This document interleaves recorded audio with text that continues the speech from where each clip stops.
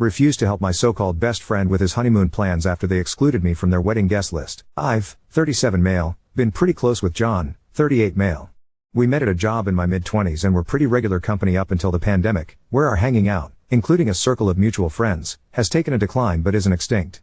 John and his partner, let's call her Jane, 36F, have been together for about 8 years now, engaged for a little under 2 years, both with a child from previous relationships, so they have taken trips with their kids near yearly, and I've been happy to help visit John's, now their, home and check on things, take care of their animals, etc. while they're gone. I've helped them out with other projects/tasks over the years and most recently picked up Jane from the airport returning from a work trip and got her home this past winter during a snowstorm because my vehicle could handle it. Generally, I have been present and helpful on top of our base friendship. About 5 weeks ago, I find out from a mutual friend their wedding is coming up, and invites went out a while ago, everyone in our circle but me invited. As a gay guy, I've experienced being iced out of some of my straight friends' lives and events in ways minor and pronounced, but this one has definitely been something that has had me thinking about my time and energy with people. I decided I would take the hint and begin to distance myself. 3 days ago, John texts me asking if I am around in early to mid-August. I say I am. John asks if I wouldn't mind visiting like I have before to look after the animals and property. I said sorry, I can't. He calls to talk about it. We run through the same conversation, polite but a bit tense, so I finally say I just won't be visiting your home. After a moment of silence, I bring up that I'm disappointed that I appear to be the only person in our group of friends not invited to his wedding, and that I can't be helping, like I have before if I'm just a background friend at this point. I wrap up the call positively and sincerely with me wishing them a good wedding and trip, and that maybe we can grab drinks soon. Jane reaches out 2 days ago sending follow-up texts saying John is upset about what I said and with her because she made the final calls about friend invites, and that I am taking this the wrong way, there is only so much capacity and that the others in our friend group have partners that took up space. She adds that she hopes I'll change my mind and help out them out because it would put John's mind at ease.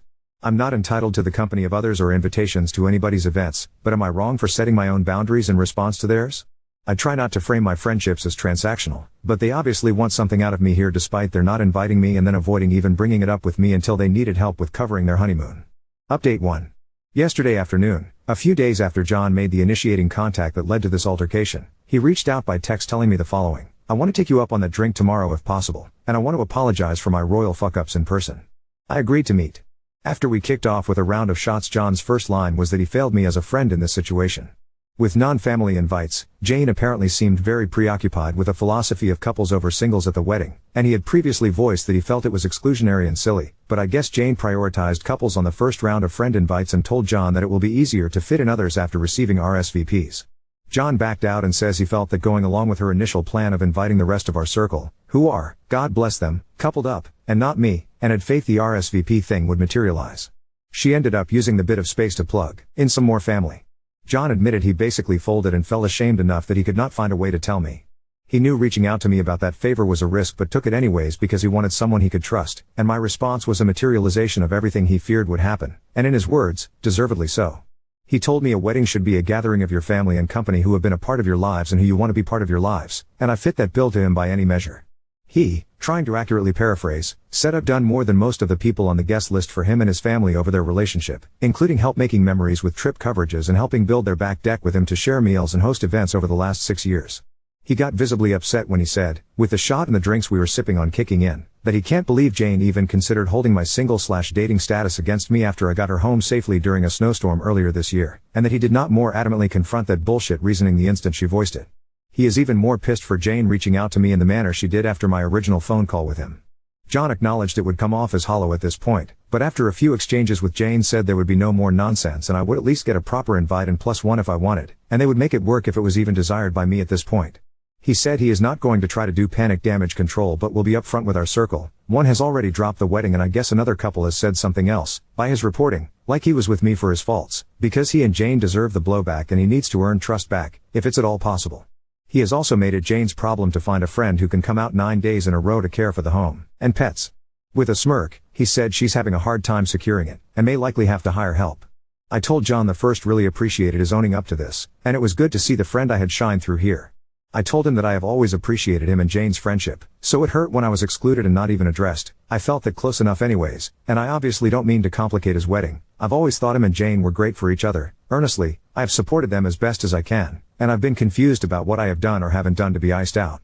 I also admitted it's hard to trust Jane again if she has been weighing the validity of my presence based on my relationship status, and added, with some humor, it's not like I haven't been trying and you guys haven't met some of my previous long-term partners. He said he doesn't get it either, and she has at least one good friend who is single that she may have burned a bridge with as well over the wedding philosophy she had. I said the friendship is going to be changed and informed by this, at least very different for a while, and I know that you and Jane had a disagreement leading to this, but that I hope that the wedding goes on to be a good celebration.